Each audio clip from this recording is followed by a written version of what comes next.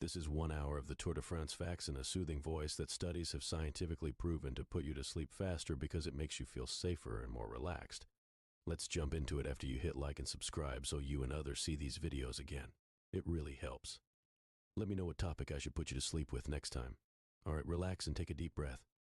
The Tour de France, established in 1903, is one of the oldest and most prestigious bicycle races in the world. Initially organized to boost sales for the newspaper Lotto, it has grown into a global sporting phenomenon. Riders cover roughly 2,200 miles, a distance comparable to traveling from New York to Los Angeles. Originally, stages were as long as 400 miles, forcing cyclists to ride through the night. Modern stages are significantly shorter, averaging about 110 miles, yet still grueling and challenging. In the early days of the Tour de France, bicycles weren't what they are today. Riders used single speed bikes, meaning they couldn't change gears. This made climbing mountains like the Alps and Pyrenees even more difficult. They had to rely heavily on their physical conditioning and mental fortitude. Imagine facing a steep incline with no gears to shift into for an easier climb. It was sheer human will and strength against nature. Henri Desgrange, the founder of the Tour de France, initially believed that the race should be a test of individual effort, unaided by teams. Ironically, he was also the one who reluctantly allowed team support, which is now a vital part of the race strategy. Riders have domestiques, or helpers, whose primary role is to support team leaders. These domestiques may fetch water, protect their leader from the wind, and chase breakaways, showing the strategic complexity behind what may seem like an individual sport. The first non-French winner of the Tour de France was François Fabre from Luxembourg in 1909. Standing 6 feet 3 inches tall and weighing over 200 pounds, Fabre was much larger than the average cyclist. His size and strength gave him an edge in many situations, but particularly in sprints. Fabre was known for his astonishing victories on multiple stages, sometimes winning by significant margins. Legends speak of Eugene Christophe, who in 1914 broke his fork during a descent in the Pyrenees. Left with no choice, he carried his bike 8 miles to the nearest village, where he found a blacksmith. Tour de France rules at the time stated that repairs had to be done by the rider himself without assistance. Christophe had to forge his own bike repair under the watchful eyes of a judge to ensure accordance with the rules. Even with such a disadvantage, he still managed to finish the race. In 1924, a surprising aspect was unveiled when brothers Henri and Francis Pélissier quit the race and vented in an interview with journalist Albert Londres. They confessed to using a cocktail of drugs to endure the race. This was one of the first public acknowledgments of substance use in professional cycling. They mentioned taking strychnine, chloroform, cocaine, and caffeine, among other substances, to cope with the rigors of the Tour de France, offering a haunting glimpse into the extreme demands of the race on its participants. The introduction of the colored jerseys in the 1940s added a visually distinctive element to the Tour de France. The yellow jersey awarded to the overall leader became iconic. Interestingly, the color was chosen because Lotto, the race's founding newspaper, was printed on yellow paper. There's also the polka dot jersey for the king of the mountains, the green jersey for the best sprinter, and the white jersey for the best young rider. These jerseys add layers of competition within the larger race, keeping various aspects of the sport exciting for the fans. In the year 1950, the Tour de France saw its first Italian winner, Gino Bartali, who was also a devout Catholic. Bartali was not just a cycling legend but also a World War II hero. He used his bicycle to smuggle documents for Jews in hiding, saving countless lives during the Nazi occupation of Italy. Whenever he was stopped by soldiers, his fame and focus on cycling enabled him to avoid suspicion. His dual legacy as a champion cyclist and a wartime hero makes Bartali one of the most fascinating figures in Tour de France history. Jacques Anquetil, who won the Tour de France 5 times between 1957 and 1964, was famous for his meticulous preparation. Unlike many of his contemporaries, he embraced modern training methods and innovations. Anquetil was the first cyclist to win the race 5 times, setting a benchmark. Known for his charm and often controversial lifestyle, he loved good food and fine wine, contrary to what one might expect from a professional athlete. His lifestyle did not seem to hamper his performance, making him a complex and fascinating figure in cycling history. The phenomenon of the broom wagon is one of the unique quirks of the Tour de France. Introduced in 1920, this vehicle follows the last rider and sweeps up the exhausted or injured riders who can't continue. The broom wagon, now an essential part of the Tour's logistics, symbolizes both the relentless nature of the race and the organizational support that riders receive. Every year, tales are told of cyclists narrowly avoiding the broom wagon or, conversely, succumbing to it, which adds a layer of tension to the grueling challenge of the race. In 1947, the Tour de France made a remarkable comeback after World War II. The war had suspended the race for 7 years. When it returned, it symbolized hope and recovery for a war-weary nation. Italian rider Fausto Coppi and Frenchman Jean Robic were among the notable competitors. Robic, known as the Hobgoblin of Brittany because of his small stature and incredible climbing abilities, won the race. His victory was improbable and dramatic, achieved by attacking and driving a hard pace on the final day. Greg LeMond's victory in 1986 was groundbreaking as he became the first non-European, specifically the first American to win the Tour de France. LeMond's win symbolized the beginning of a more global era for the race. He faced tough competition from his own teammate Bernard Hinault, who was also a 5-time winner. The internal team conflict and eventual triumph made LeMond's victory not only a personal achievement but also a significant moment in cycling history, signaling the rise of international competitors. Eddy Merckx, often regarded as the greatest cyclist of all time, dominated the Tour de France in the 1970s. He won the race 5 times and still holds records for the most stage wins and the greatest margin of victory in the general classification. Nicknamed the Cannibal, Merckx was relentless on the bike. His competitive spirit and all-around ability to excel in time trials, sprints, and mountain stages make him a legend. His total dominance of the sport during his era is something that has rarely been matched. Cycling legend Bernard Hinault shares the record for the most Tour de France wins, tallying 5 victories from 1978 to 1985. Known as the Badger for his aggressive riding style and combative nature, Hinault was a force to be reckoned with. He is one of the few riders to have won all 3 Grand Tours, the Tour de France, the Giro d'Italia, and the Vuelta a España. His unapologetic approach and strong character made him a polarizing yet undeniably impressive figure in the world of cycling. The doping scandal involving Lance Armstrong is perhaps the most notorious in the history of the Tour de France.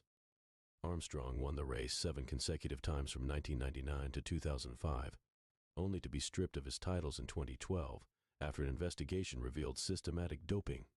The scandal shook the cycling world to its core and led to significant changes in how the sport handles doping. Armstrong's fall from grace serves as a stark reminder of the ethical challenges and pressures faced by professional athletes in competitive sports. The Tour de France has had its share of tragic moments. One of the most memorable is the death of Tom Simpson in 1967. The British rider collapsed and died during the ascent of Mont Ventoux, a legendary and grueling climb. An autopsy revealed a combination of amphetamines and alcohol in his system, highlighting the extreme lengths some cyclists would go to cope with the physical demands of the race. Simpson's death prompted the first significant measures against doping in cycling, changing the sport forever. The Tour de France's Lanterne Rouge refers to the rider who finishes last in the general classification. This term, French for red lantern, originates from the red lantern hung on the last car of a train. While being the last finisher might seem inglorious, the Lanterne Rouge holds an odd fascination for fans and riders alike. Some riders have even slowed down on purpose to secure this position because of the attention and minor fame it brings. It's a quirky aspect of the Tour that adds to its rich tapestry of stories. There have been several female versions of the Tour de France over the years. The most notable was the Tour de France Feminine, which ran from 1984 to 2009. It provided a platform for female cyclists to showcase their talents on a similar stage as their male counterparts. The women competed in their own multi-stage races, sometimes even riding parts of the same routes. Despite financial and logistical challenges, the women's races highlighted the importance of gender equality in professional cycling. The infamous 8-second victory of Greg LeMond over Laurent Fignon in 1989 stands as the closest finish in Tour de France history. On the final stage, a time trial, LeMond made up 58 seconds to surpass Fignon, winning the race by an astonishingly narrow margin. Using aerodynamic handlebars and a helmet, innovations not yet widely adopted, LeMond pushed the limits of technology and athleticism. This victory remains one of the most dramatic and talked-about moments in the Tour's storied history, demonstrating the race's unpredictability and intensity. The Tour de France Caravan, a colorful procession of floats and vehicles distributing promotional items, is an iconic and popular feature of the race. Introduced in 1930, the caravan precedes the cyclists, engaging spectators along the route. Each year, companies sponsor these vehicles to hand out souvenirs, ranging from hats to keychains. Spectators look forward to the caravan almost as much as the race itself. This moving carnival adds a festive atmosphere and enhances the overall experience for the millions of fans who line up to watch the Tour. The Col du Tourmalet is one of the most famous climbs in the Tour de France. First included in 1910, This challenging ascent has become a staple of the race. With an elevation of almost 7,000 feet, the climb is both physically and mentally demanding. Legend has it that when riders first tackled the Tourmalet, they called it the Circle of Death. Its difficulty and history make it a revered and feared part of the Tour. Winning on the Tourmalet is considered a tremendous achievement for any cyclist. In 1953, the Tour de France introduced the green jersey to reward the best sprinter. This addition helped diversify the competition, focusing on points rather than just time. The green jersey added another layer of strategy and excitement to the race. Riders accumulate points based on their finishes in flat stages and intermediate sprints. Some cyclists specialize in this aspect of the race, focusing solely on the green jersey, which has its own prestige and rewards, thus enriching the overall narrative of the Tour. In 1996, Danish cyclist Bjarne Riis won the Tour de France, but his victory came under scrutiny later. In 2007, Riis admitted to using performance-enhancing drugs throughout his career, including during his Tour win. His admission sparked further investigations into doping practices of the 90s, often called the EPO era, due to widespread use of erythropoietin. Riis' confession led to debates about whether his title should be stripped. Ultimately, the race organization decided not to re-award the title, but his name still carries an asterisk in many records. The Champs-Élysées, one of Paris's most famous avenues, has been the site of the final stage of the Tour de France since 1975. This iconic location provides a grand and dramatic finish to the race. The stage typically involves multiple laps around the avenue, allowing fans to see the riders several times and generating an electric atmosphere. Winning the final stage on the Champs-Élysées is a coveted achievement, especially for sprinters, who dream of raising their arms in victory with the Arc de Triomphe as the backdrop. The role of technology in the Tour de France has evolved immensely over the years. In the early decades, riders had minimal equipment, and innovations were rudimentary. Today, cyclists use advanced bikes made of lightweight materials like carbon fiber. Riders have access to power meters, which measure their output and help them pace themselves. GPS systems provide real-time data on routes and conditions. These technological advancements have transformed the sport, making it faster and more strategic, yet the core challenge of endurance and willpower remains. Giuseppe Guarini's crash during the 1999 Tour de France is a story that blends humor with tension. Climbing the notorious Alpe d'Huez, Guarini was on the brink of winning the stage when an overzealous fan stepped in his way to take a photo. The collision brought Guarini to a halt. Despite the setback, he quickly remounted his bike, furious yet focused, and managed to secure the stage win. This incident underscored the ever-present danger of fans getting too close and the unpredictable elements that riders often face. The Tour de France has a combativity award given to the most aggressive rider of the day and overall for the entire race. This award isn't about who rides the fastest, but who shows the most spirit, courage, and determination. Often, it's given to riders who initiate breakaways, press the pace, or bring excitement to the stage. The winner receives a red number to wear, distinguishing them as the most combative. This award highlights that the Tour isn't just about winning, but also about the valor and effort displayed. In the 1980s, cycling teams began to use radios to communicate with their directors, revolutionizing race strategy. These radios allow real-time communication, enabling directors to give their riders updates on their position, upcoming terrain, and rivals' tactics. While the radios have made the race more strategic, some purists argue that they reduce the spontaneity and unpredictability of the race. Despite this controversy, race radios have become an integral part of modern cycling, symbolizing the ongoing integration of technology into the sport. The Basque Country, located in northern Spain and southern France, has a fervent and passionate cycling fan base. When the Tour de France passes through this region, the atmosphere is electric. Basque fans are known for their intense support, waving the Icarina flag and creating a sea of orange on the roadside, a color associated with the Euskaltel Euskadi team. Their enthusiasm often turns quiet mountain towns into vibrant, chaotic scenes, enhancing the experience for riders and viewers alike. For many cyclists, the energy of Basque fans provides both a boost and a challenge. The Tour de France's parcours, or route, changes every year, unlike many other sports competitions that happen in fixed locations. While some mountain climbs and cities are frequently featured, each edition introduces new stages and terrain, keeping the race fresh and unpredictable. The announcement of the route is a significant event, as teams and riders analyze it to plan their strategies. This variability adds an element of uncertainty and excitement, as returning champions may face completely new challenges. The only constants are the immense physical demands and the climactic finish in Paris. In 2019, Egan Bernal became the first Colombian rider to win the Tour de France, marking a historic achievement for both himself and his country. Hailing from the mountainous region of Zipaquirá, Bernal's climbing prowess was apparent from a young age. His win was not just a personal triumph, but a testament to Colombia's growing prominence in the world of professional cycling. Following in the footsteps of other Colombian climbers like Nairo Quintana and Rigoberto Urán, Bernal's victory solidified Colombia's status as a powerhouse in the sport. The phenomenon of sag wagons, or team cars that follow the riders, is a crucial part of the Tour de France's logistics. These support vehicles carry spare bikes, wheels, food, and medical supplies. In case of a mechanical issue or crash, riders can rely on the quick assistance from their team cars. The coordination between cyclists and their team cars is a dance of efficiency, with mechanics performing swift repairs and directors issuing race strategies.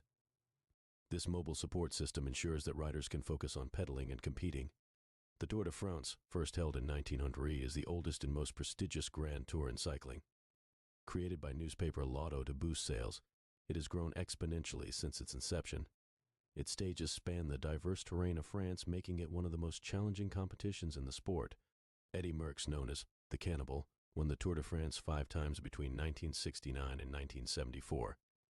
His aggressive racing style earned him his nickname, as he would relentlessly pursue victory in every stage, irrespective of his lead in the general classification.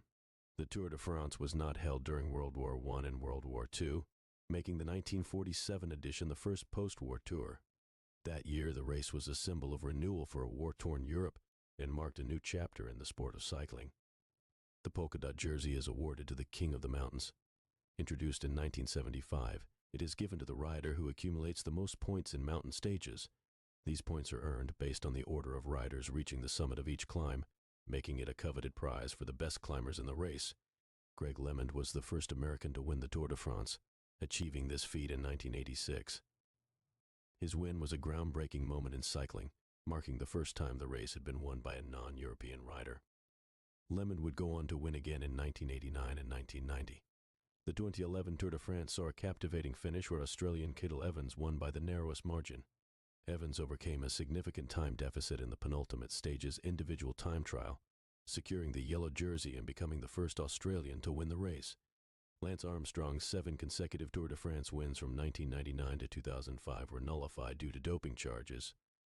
These wins had initially rewritten the record books, but his fall from grace sent shockwaves through the sport, leading to increased efforts to combat doping. The Lanterne Rouge is a term used to describe the last-placed rider in the Tour de France. Although finishing last may seem undesirable, the title has earned its own level of prestige.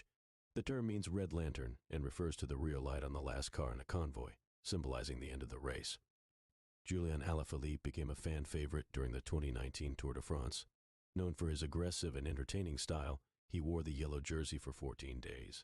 Though he didn't win the race, his performance captivated audiences and showcased his talents on the world stage. The Tour de France has incorporated stages in neighboring countries, adding to the race's international appeal. These stages have taken place in countries like Belgium, Spain, Italy, and the United Kingdom. This inclusion highlights the race's significance and its ability to cross borders and bring together cycling enthusiasts from different nations. The Tour's iconic yellow jersey was originally intended as a marketing strategy for its founding newspaper Lotto, which was printed on yellow paper. This jersey has become one of the most recognizable symbols in sports, awarded to the rider with the lowest cumulative time. Each year, the route of the Tour de France changes, offering unique and varied challenges, while certain mountain passes like the Col du Tourmalet and Alpe d'Huez are regularly featured. Organizers tweak the course to test riders' versatility and to maintain the suspense of the competition. One of the most dramatic Tour de France stories involves Fabio Casartelli, who tragically died during a descent in the 1995 Tour. Riding for the Motorola team, his accident on the Col de Portet d'Aspet shocked the cycling world. His passing led to increased emphasis on rider safety and helmet use. The Tour de France has faced numerous protests and disruptions, from farmers to political activists. In 1975, protesters managed to halt the race completely for an hour, demonstrating the event's significant public and political visibility. These incidents have underlined the Tour's influence and importance. The 2017 edition saw Warren Barguil win the polka dot jersey in 2 mountain stages. Interestingly, he accomplished this feat 30 years after another Frenchman, Laurent Fignon, had last won the same stages. This coincidence linked two generations of French cycling talent. During the 1989 Tour de France, Greg LeMond won by just 8 seconds over Laurent Fignon, the smallest winning margin in the race's history. LeMond used newly developed aerodynamics, including triathlon handlebars, to edge out Fignon in a dramatic final time trial in Paris.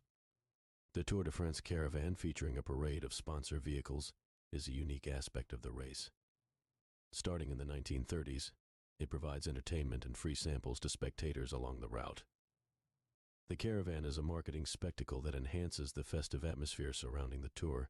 The television coverage of the Tour de France has evolved significantly since the first broadcast in 1952, offering live updates and aerial views from helicopters.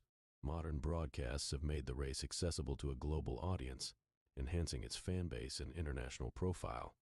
The Tour de France has seen its fair share of sibling rivalries. In 1903, Lucien and Marcel Buys were two Belgian brothers who competed fiercely.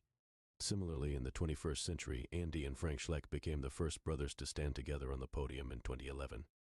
Women have their own version of the Tour de France, known as the La Course by Le Tour de France.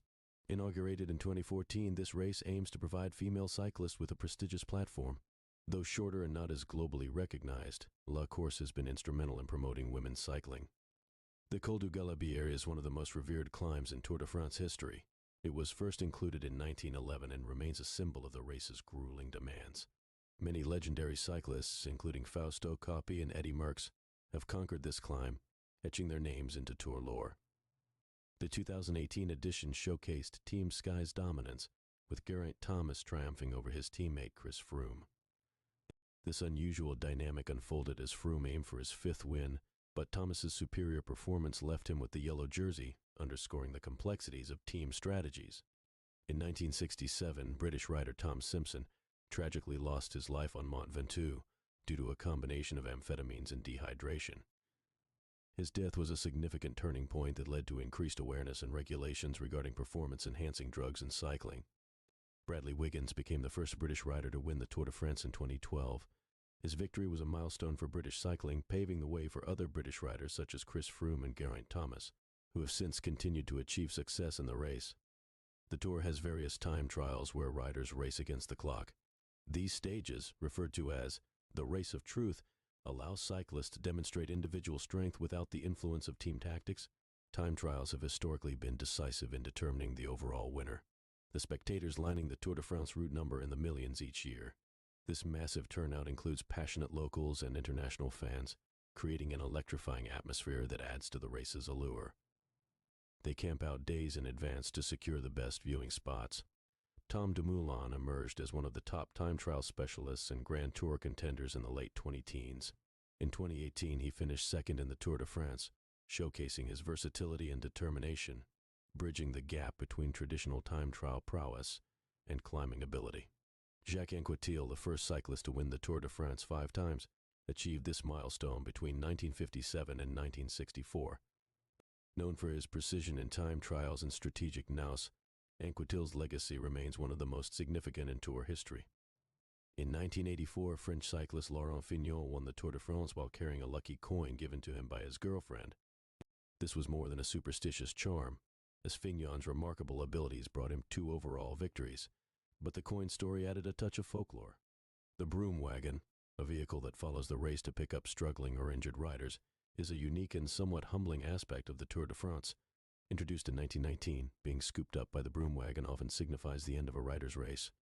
Teamwork plays a crucial role in the Tour de France. Riders are often assisted by domestiques, team members who sacrifice their own chances to support their leader. This behind-the-scenes dynamic is vital to securing victory, as teamwork can make or break a successful Tour campaign. The Tour de France is notorious for being one of the most grueling and physically demanding events in the world of sports. This annual men's multiple-stage bicycle race, primarily held in France, passes through some of the most breathtaking and challenging terrains, including steep mountain climbs and flat freedom stretches in its diverse route.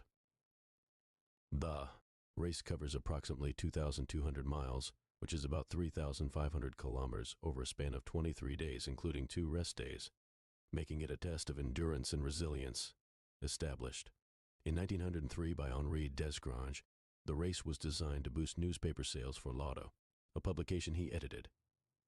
Originally, the route spanned 6 stages, with the race crossing into neighboring countries. This clever marketing tactic paid off with a substantial boost in newspaper circulation and set the foundation for the grand spectacle that the Tour de France now represents. In 1947, after World War II, French cyclist Jean Robiche won the Tour de France on a bike that earned the nickname Tiny due to its diminutive stature. Robic garnered attention for carrying on the road strategies that frequently involved tricking opponents into believing he had already exerted his maximum effort, only to dramatically surge ahead in the final moments. This deceptive strategy played a crucial role in capturing his solitary victory at the Tour de France. In 1989, the closest race finish ever witnessed in the Tour de France history took place between American cyclist Greg LeMond and his French rival Laurent Fignon. The thrilling climax saw LeMond snatching victory by a mere 8 seconds, employing innovative aero helmet technology and triathlon handlebars that demonstrated the race's intersection of grit and cutting-edge technology, forever etching LeMond's triumph as one of the most memorable finishes. The coveted yellow jersey, also known as Maillot jaune, symbolizes the race's overall leader. This tradition dates back to 1919 when it was introduced to make it easier for fans and commentators to identify the frontrunners. The striking yellow color was chosen as a tribute to the yellow newsprint of the sponsoring newspaper. It remains one of the most prestigious honors in professional cycling, worn with immense pride. The green jersey, known in French as Maillot vert, celebrates the race's best sprinter. Introduced in 1953, its points classification system rewards riders based on their placements in flat stage finishes and intermediate sprints throughout the race. This jersey adds a dimension of tactical sprinter battles within the larger narrative of the Tour, providing visibility and acclaim to those with exceptional sprinting prowess. Mount Ventoux, known colloquially as the Giant of Provence, is among the most feared climbs in the Tour de France. Its barren moonlight topography and relentless winds create a formidable challenge for cyclists. British cyclist Tom Simpson tragically died near its summit in 1967. The combination of extreme heat, exertion, and ingestion of a mix of alcohol and amphetamines led to his collapse, highlighting the high stakes and inherent dangers of the race. In the history of the Tour de France, only a handful of riders have won the Triple Crown of cycling, which includes the Tour de France, the Giro d'Italia, and the Road World Championship in the same year. Irish cyclist Stephen Roche is one of these legends, having accomplished this exceedingly rare feat in 1987. His versatile cycling skills and strategic acumen helped him dominate across varying race formats. The Lanterne Rouge is an intriguing and unique tradition in the Tour de France. The term refers to the rider who finishes last in the overall classification. Far from being seen as a symbol of failure, the Lanterne Rouge holds a peculiar honor. The name is derived from the red lantern hung on the last car of a passenger train, symbolizing the end of the procession. Riders who finish last often gain notable fan support, embodying the spirit of perseverance. Merckx, bearing the nickname The Cannibal, is a revered name in Tour de France history. Known for his insatiable appetite for victory, Merckx claimed 5 Tour de France titles between 1969 and 1974. In 1974, he achieved the historic Triple Crown of cycling by winning the Giro d'Italia, the Tour de France, and the Road World Championship. His versatility and relentless ambition made him one of the all-time greats. The phrase, "the convicts of the road," was coined by journalist Albert Londres after he followed the 1924 Tour de France. He observed the grueling conditions faced by the riders, highlighting their fierce determination, physical suffering, and the extreme lengths they went to continue racing despite injuries and hardships. His vivid stories helped humanize the athletes, underscoring the brutal challenges inherent in professional cycling at the time. In recent years, the Tour de France has taken significant strides in embracing technology and innovation. Modern bikes are constructed from advanced materials such as carbon fiber, making them lightweight yet incredibly durable. Riders use sophisticated communication systems and GPS tracking, while fans benefit from live data feeds and real-time analytics. This integration of technology has enhanced the strategy, safety, and audience engagement aspects of the race. The polka dot jersey, or Maillot Pois Rouges, is a cherished symbol awarded to the best climber in the Tour de France. Introduced in 1975, it features a distinctive white fabric dotted with red spots. Points are awarded based on performance on mountain stages rated by difficulty, with the toughest climbs offering the highest points. The polka dot jersey spotlight adds a compelling dynamic to the race's mountainous segments. The Tour de France often introduces wildcard teams. giving deserving lower-ranked or less well-known teams a chance to compete alongside the elite. This practice ensures a level playing field, offering fresh talent exposure on the world stage. These wildcard entries frequently bring surprise performances, contributing to the race's unpredictability and enriching the overall competition. Their inclusion adds an element of excitement and diversity to the participants. The Tour de France has occasionally made inclusions and route variations that reflect France's tumultuous history. For example, during World War II, the race was put on hold, but was resurrected with renewed vigor in 1947, symbolizing the country's recovery and resilience. Additionally, the race sometimes commemorates historical events by passing through significant locations, blending the excitement of sports with the depth of French culture. Team strategy plays a crucial role in the Tour de France. This includes the deployment of domestiques, cyclists whose primary job is to support the team leader. By working against the wind, fetching supplies, and setting the pace, domestiques allow the team leader to conserve energy and stay protected. This pivotal role often goes underappreciated by casual fans, yet it is fundamental in securing race victories and shaping team dynamics. In 1999, Lance Armstrong's triumphant return to the Tour de France after battling testicular cancer was celebrated worldwide. Armstrong won an unprecedented 7 consecutive titles from 1999 to 2005.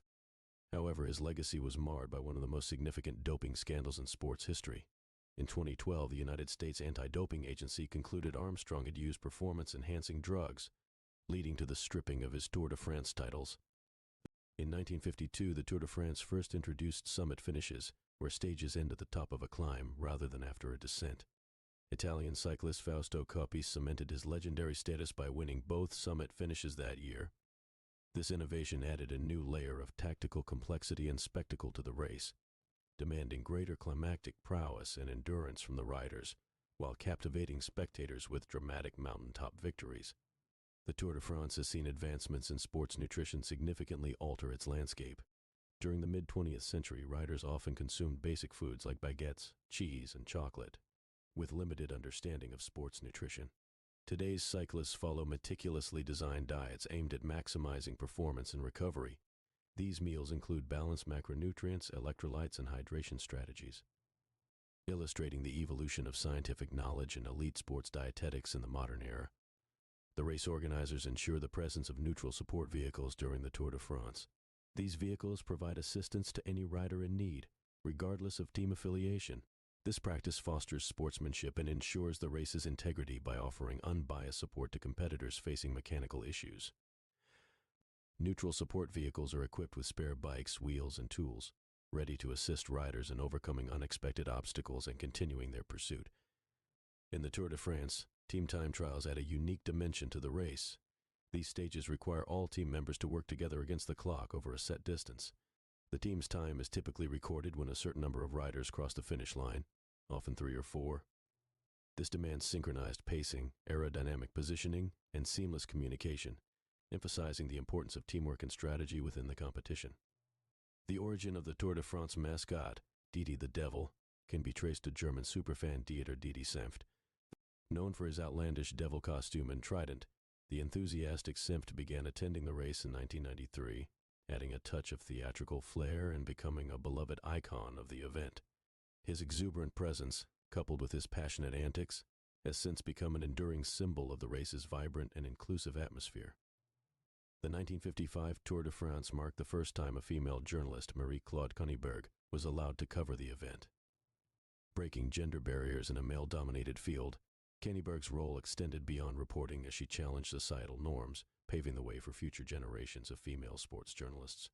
Her perseverance and dedication in covering the race demonstrated the evolving diversity and inclusivity within the sports journalism arena. Despite popular belief that the Eiffel Tower is always part of the Tour de France, this iconic landmark is not consistently featured in the race's route. While Paris hosts the final stage and the grand finish along the Champs-Élysées avenues, the Eiffel Tower is not a guaranteed sight along the way. The varying routes designed each year focus on showcasing different regions of France, making the Eiffel Tower's appearance a special, though not inevitable, highlight. On several occasions, extreme weather conditions have significantly impacted stages of the Tour de France. Heavy rain, hailstorms, and scorching heat have put riders to the test in unexpected ways. For instance, in some editions, intense summer heat waves have led to the melting of road surfaces.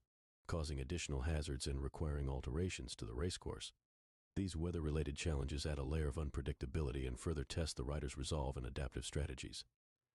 A remarkable chapter in the Tour de France occurred in 1904 when Maurice Garin, among others, was disqualified for cheating. Garin had won the inaugural race in 1903 and was poised for a repeat victory.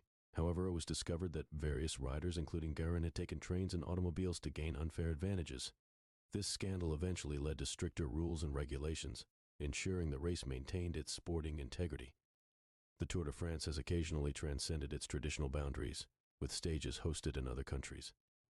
This not only expands the race's international appeal, but also highlights the collaborative spirit of global cycling. For example, the race has commenced in cities like Brussels, London, and Utrecht.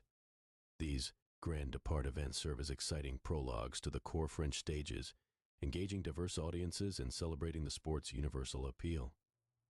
Time bonuses, introduced in 1934, reward cyclists for their performance at certain stages and intermediate sprints. These bonuses reduce the rider's overall time, potentially altering leadership positions and overall standings.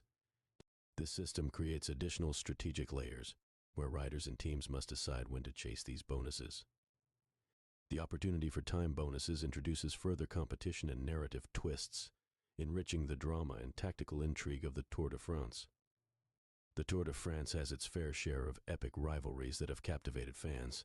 One of the most famous rivalries was between Frenchman Jacques Anquetil and his fellow countryman Raymond Poulidor during the 1960s.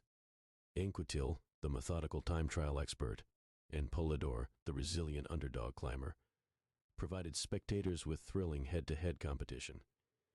Although Anquetil frequently came out on top, Poulidor's relentless spirit endeared him to the public, making their rivalry iconic. The publicity caravan is a vibrant and unique tradition of the Tour de France, dating back to 1930. Before the riders, a parade of colorful and creative floats representing various sponsors entertains the crowds. This procession, which can stretch several kilometers long, distributes promotional items and adds a festive atmosphere to the event. The publicity caravan embodies the commercial and celebratory spirit of the Tour de France, engaging fans in an interactive experience. The average cyclist in the Tour de France burns roughly 6,000 calories per day during the race. On more demanding mountain stages, this number can soar to nearly 9,000 calories. To meet these extraordinary dietary needs, riders consume frequent meals and snacks rich in carbohydrates, proteins, and fats. Hydration is critical, with cyclists drinking several liters of fluids each day. The careful balance of energy intake and expenditure is critical for peak performance and recovery.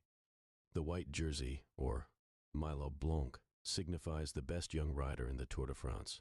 Introduced in 1975, this accolade is awarded to the top performer under the age of 25, based on general classification standings. The white jersey highlights emerging talent and provides younger competitors with elevated recognition and motivation as they ascend the ranks within the professional cycling sphere, foreshadowing potential future champions. The Tour de France's grand finale on the Champs-Élysées in Paris has become an iconic tradition since it was first instituted in 1975. This prestigious finish offers a majestic and triumphant closing to the grueling race. The riders complete multiple laps around the famed boulevard, providing fans with repetitive visual splendor of the final sprint battles. The backdrop of Paris's historic architecture and festive atmosphere amplifies the significance and celebration of the race's culmination. The introduction of live television broadcasts in the 1950s revolutionized the Tour de France, dramatically expanding its audience and impact. Foul weather, technical challenges, and logistical difficulties initially posed hurdles. However, advances in broadcasting technology enabled live coverage of the race's thrilling stages and moments. Today, the Tour de France reaches millions of viewers worldwide, showcasing the beautiful French landscapes and heightening the global allure of the event. The Tour de France has experienced several instances of fan interference affecting the race. Over-enthusiastic spectators sometimes inadvertently cause crashes or disruptions. For example, in the 1975 edition, Belgian cyclist Eddy Merckx was punched in the liver by an unruly spectator, significantly impacting his performance for the remainder of the race.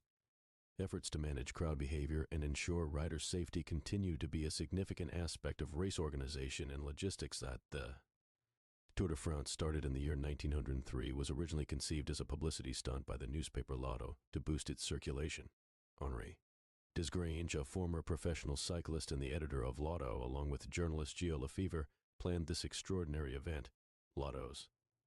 Rival paper Le Vélo was leading in readership, and Desgrange saw the race as a way to edge out the competition. This ambitious plan worked remarkably well, and the Tour de France quickly became an annual event, outlasting Lotto itself to become the world's most famous cycling race. In the World Wars, the Tour de France faced significant interruptions. Both World War I and World War II halted the race for several years. During World War I, the race was not held between 1914 and 1918, as many participants were called to serve in the military. Similarly, during World War II, from 1939 to 1946, the race was suspended because of the German occupation of France and the associated dangers. Despite these interruptions, the Tour resumed stronger each time, symbolizing resilience and the enduring spirit of sport. The yellow jersey, or maillot jaune, is one of the most iconic symbols in the Tour de France. This tradition began in 1919. Eugene Christophe was the first rider to wear the yellow jersey, which was introduced to make the race leader more identifiable. The color was chosen to match the yellow newsprint of Lotto, the newspaper that organized the race. Since then, the yellow jersey has become synonymous with cycling excellence and is highly coveted among competitors. Winning the yellow jersey, even for just one day, is a career-defining achievement for many cyclists. The Tour de France is known for its grueling mountain stages, and one of the most famous climbs is the Alpe d'Huez. This climb features 21 hairpin turns and a climb of over 1,000 meters in just 14 kilometers. The Alpe d'Huez made its first appearance in the Tour de France in 1952, and since then, it has become one of the most iconic climbs in the race. Cyclists who conquer the Alpe d'Huez are celebrated for their strength and stamina, and the stage is often a decisive factor in the final standings. The longest single stage in the history of the Tour de France took place in 1920. Racers had to cover a staggering 474 kilometers from Les Sables-d'Olonne to Bayonne. This grueling stage tested the limits of endurance and stamina of all participants. Modern tour stages are generally much shorter, but this historical stage remains a testament to the incredible demands the early editions of the race placed on their participants. In the early years of the Tour de France, cheating was rampant. One of the most infamous incidents occurred in 1906 when some riders were accused of taking trains to skip parts of the course. This included the eventual winner, Maurice Guerin, who was later disqualified along with several others. Rules were less strictly enforced, and riders would use all sorts of cunning and underhanded tactics to get ahead. Over time, the rules of the Tour have become stricter, making such blatant cheating nearly impossible today. The Tour de France Femmes, the women's version of the race, was first held in 1984, although there were earlier informal attempts. This event aimed to create a professional platform for female cyclists and mirror the grandeur of the men's race. However, it faced numerous challenges, including financial difficulties and logistical issues, leading to its cancellation in 1989.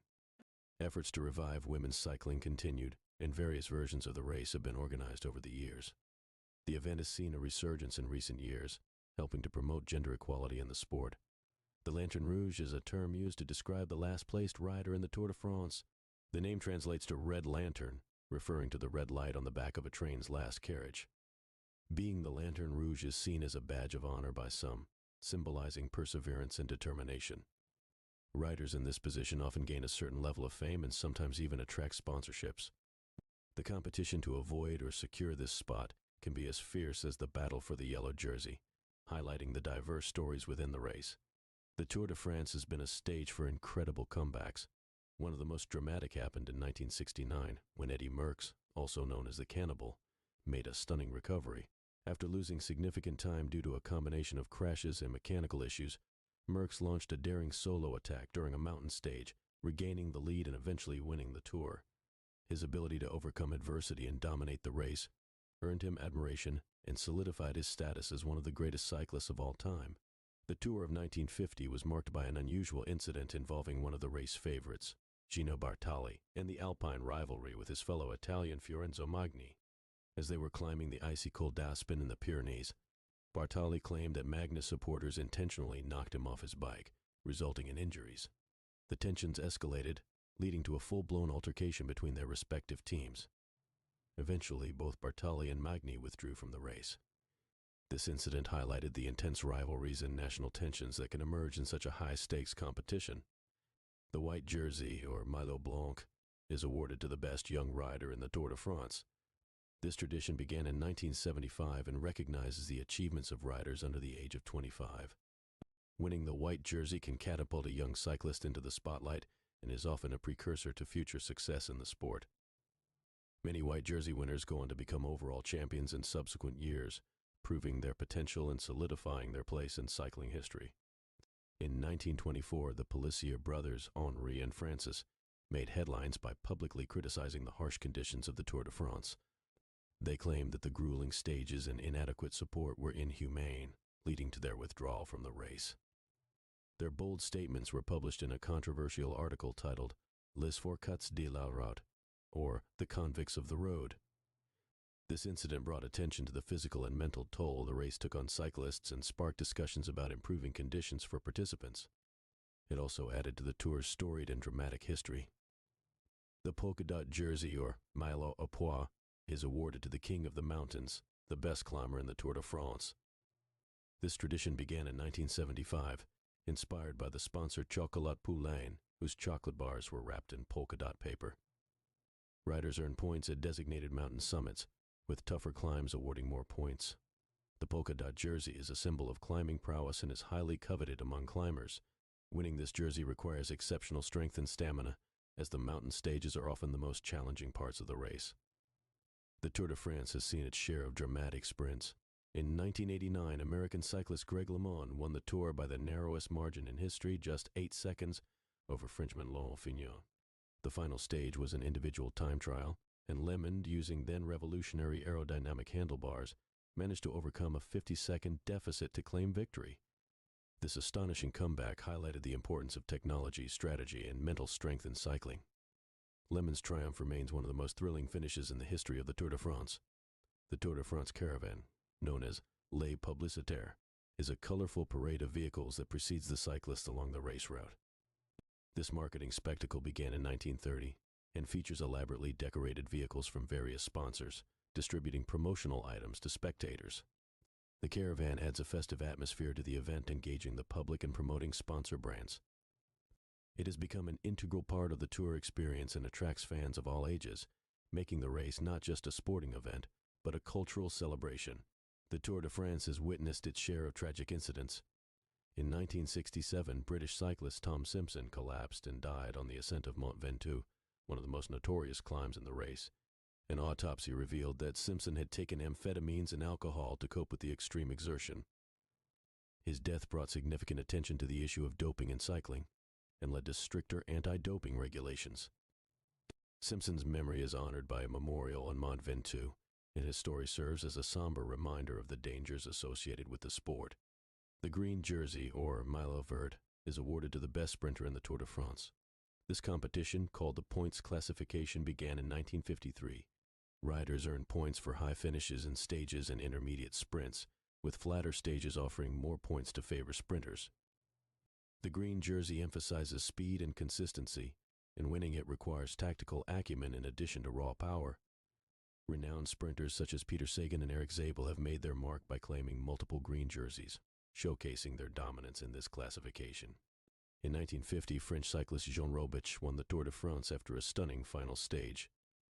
Known for his climbing prowess but not his time-trialing abilities, Robic was in third place going into the last day. He and teammate Brick Schott devised a plan for Robic to attack early, taking advantage of the mountainous terrain. His daring move paid off, and he gained enough time to overtake race leader Louison Bobet. Robic's victory surprised many and demonstrated that strategic bravery and teamwork could triumph over the odds. The Tour de France has a long history with the Champs-Élysées as the iconic finish line. This tradition began in 1975, providing a grand and picturesque conclusion to the race in the heart of Paris. The final stage, often a ceremonial ride for the race leader, culminates in several laps around the Champs-Élysées, offering sprinters one last chance for glory. This location has become synonymous with the triumphant end of the Tour, drawing large crowds and a global television audience to witness the event's dramatic conclusion. The Devil, or El Diablo, is one of the most recognizable superfans of the Tour de France. Didi Sinft, a German cycling enthusiast, has been dressing up as a red devil and appearing along the route since 1993. His energetic antics and eccentric costume have made him a beloved figure among fans and riders alike. The devil runs alongside the cyclists, waving his pitchfork and adding a touch of humor and color to the event. He is just one example of the passionate fan base that helps make the Tour de France a unique and vibrant spectacle. In 1971, the Tour de France witnessed one of its most remarkable performances by Belgian cyclist Eddy Merckx. Known as the Cannibal for his relentless competitiveness, Merckx won not only the overall classification, but also the points and mountains classifications.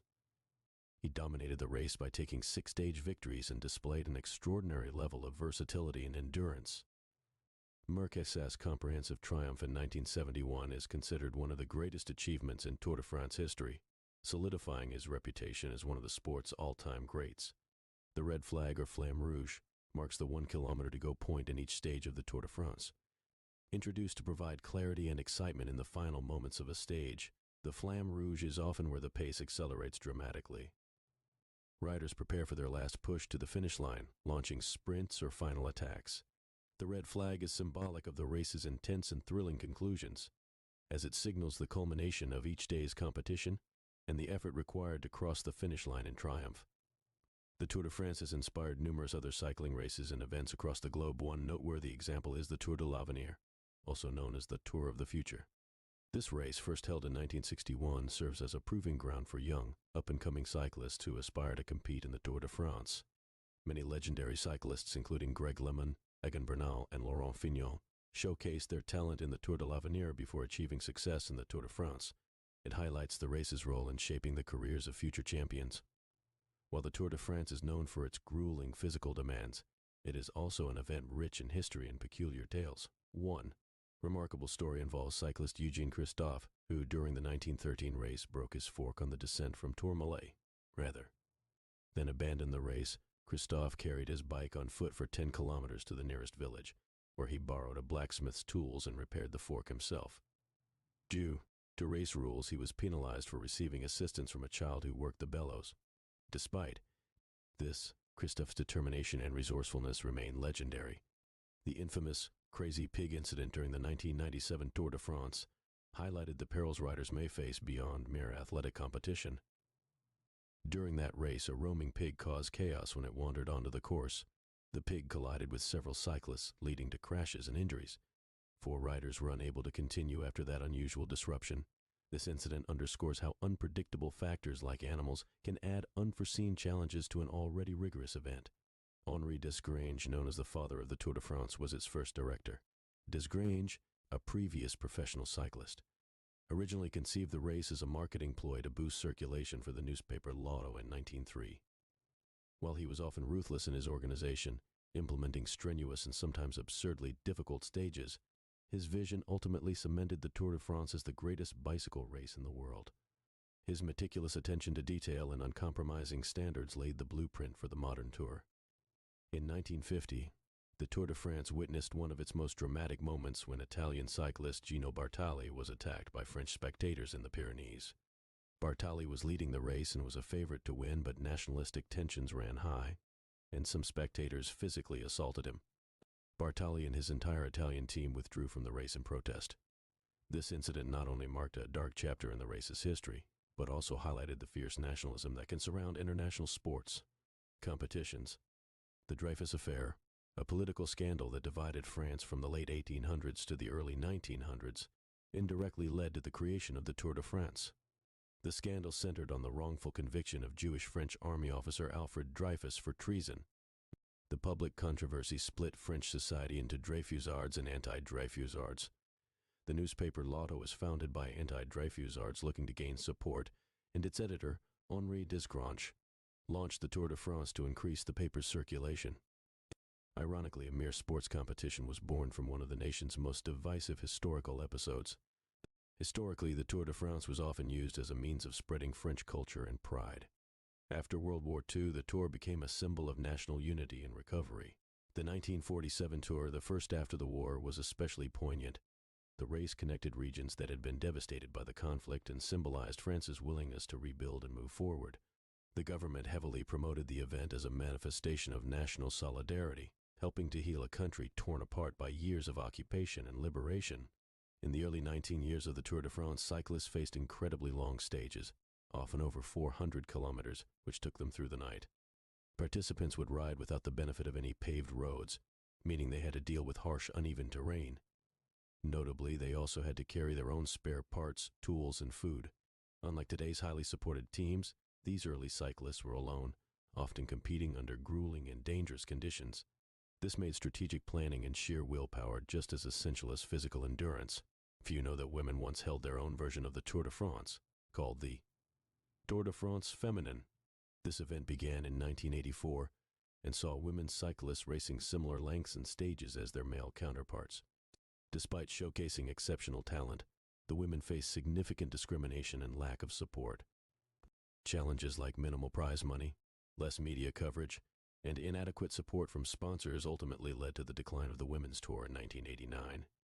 However, the legacy of these pioneering women influenced current women's cycling, advocating for greater equality and recognition in the sport. During the 1948 Tour de France, a heartwarming story emerged involving Italian cyclist Gino Bartali. Battling illness and competing against the odds, Bartali received a phone call from the Pope, asking Bartali to win the race to help alleviate the nation's political tensions. The Pope's request imbued him with a renewed sense of purpose. Bartali not only won the Tour but also became a national hero, contributing to the easing of tensions in Italy. This story adds another layer to Bartali's legacy, intertwining athletic achievement with historical impact. In 1909, the first inclusion of the Col du Tourmalet in the Tour de France brought both awe and terror. Cyclists of the time were unaccustomed to mountainous terrain, and the notion of climbing the Tourmalet at over 2,000 meters seemed insurmountable. When Alphonse Stein scouted the route and tried to convince Henri Desgrange to include it, Desgrange was skeptical. Steins himself got lost in the snow during his reconnaissance, but he pushed forward saying, "The Tourmalet is now crossed." His persistence paid off, and the climb has since become a legendary feature of the race. The Tour de France has also been a platform for technological innovation in cycling. One notable leap was the introduction of derailleurs, which allow cyclists to change gears. Henri Desgrange originally banned derailleurs, considering them an affront to the pure athletic challenge. However, after their use in other races demonstrated clear advantages, the Tour adopted them in 1937. This transition epitomized how the race balances tradition with modernization, constantly evolving while maintaining its core spirit. Thanks to this innovation, cyclists could tackle more diverse and challenging terrains, pushing both human and machine to new limits. The spectator culture at the Tour de France can be as fascinating as the race itself. For example, the Caravan is a pre-race parade of sponsor vehicles that distribute goodies to the crowds. Introduced in 1930, the Caravan was initially a clever way to offer financial support to the race through sponsorships. It soon became a spectacle of its own, featuring elaborately decorated vehicles throwing out merchandise. This tradition continues today, enriching the experience for spectators and turning even the waiting hours into a festive occasion. Its popularity illustrates how marketing and entertainment can enhance even a strictly athletic event. During the 1975 Tour de France, the finish line was moved to the Champs-Élysées in Paris, one of the most iconic avenues in the world. Before this relocation, the race had various finish lines, often less grandiose. The Champs-Élysées finish offered a visually stunning and symbolically powerful backdrop, combining the grandeur of Paris with the triumph of completing the race. Bernard Thévenet won that year, marking not only his personal victory but also establishing a new and enduring tradition for the Tour.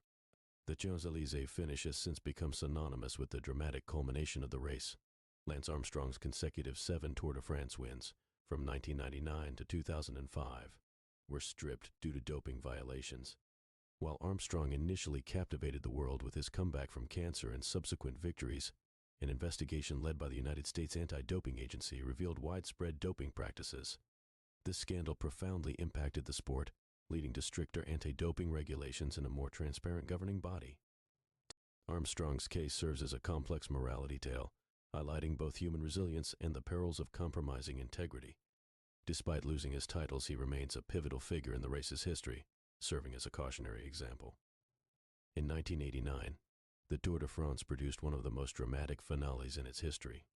American cyclist Greg LeMond trailed Frenchman Laurent Fignon by 58 seconds going into the final stage, a time trial.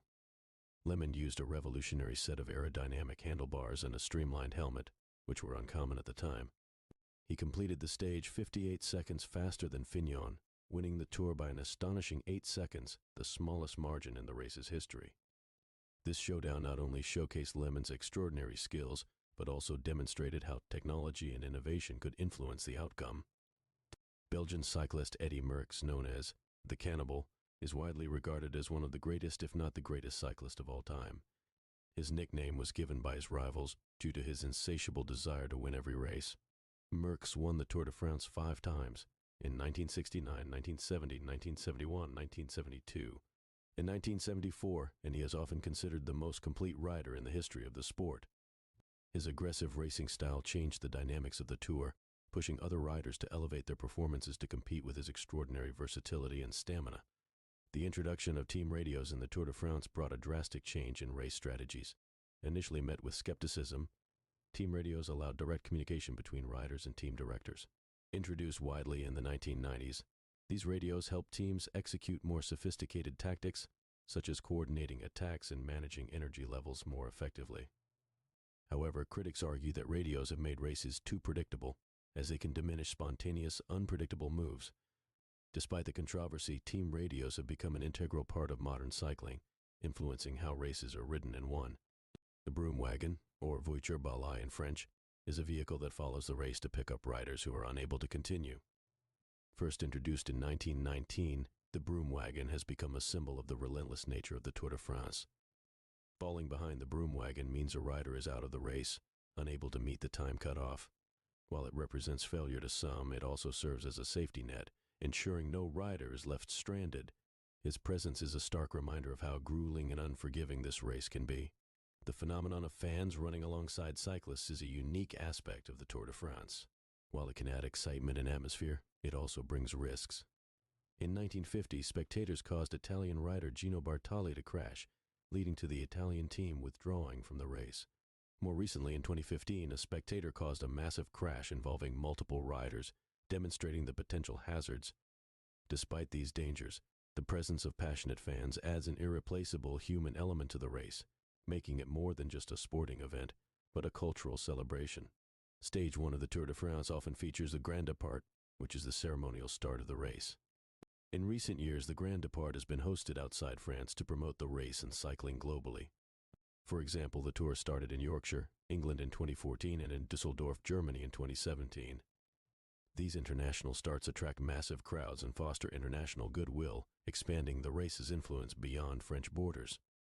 The Grand Départ has become an essential part of the Tour's spectacle, each year generating global excitement and anticipation. Jean Robic, winner of the 1947 Tour de France, was nicknamed Biquet, or Little Goat, due to his small stature and climbing prowess. Robic wasn't favored to win, especially as he lacked flat terrain speed. However, he excelled in the mountains. In a dramatic turn of events during the final stage in Paris, Robic launched a daring and unexpected attack, seizing the yellow jersey in a surprise victory.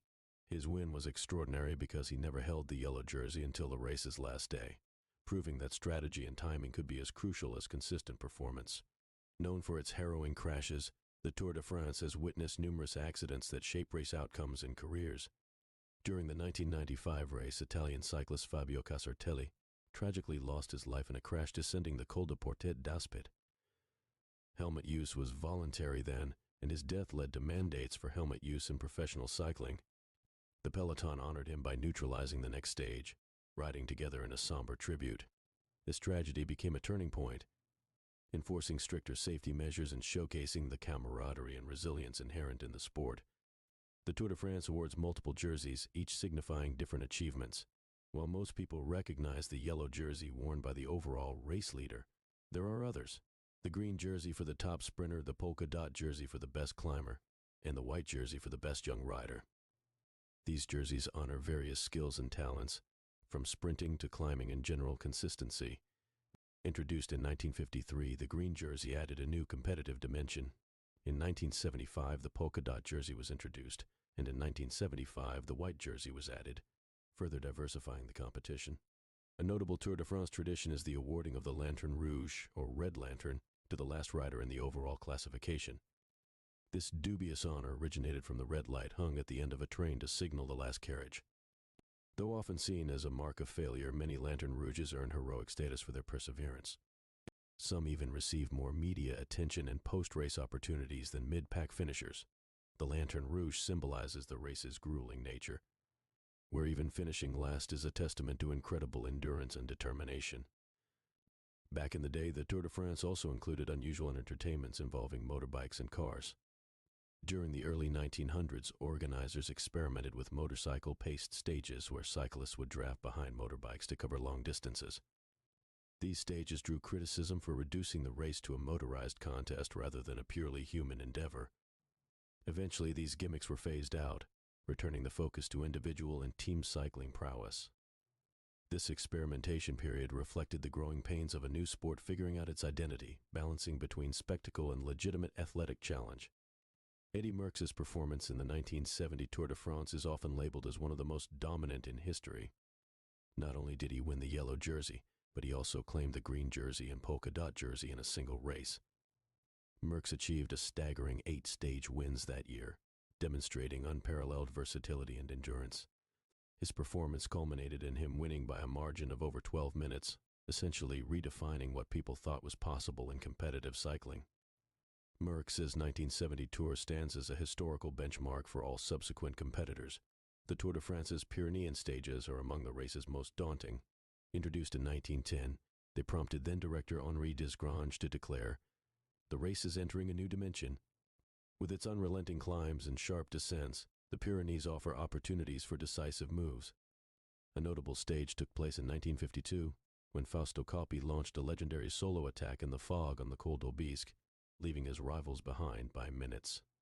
The mountain stages continue to be critical in shaping the overall race, forever elevating those who conquer them to legendary status.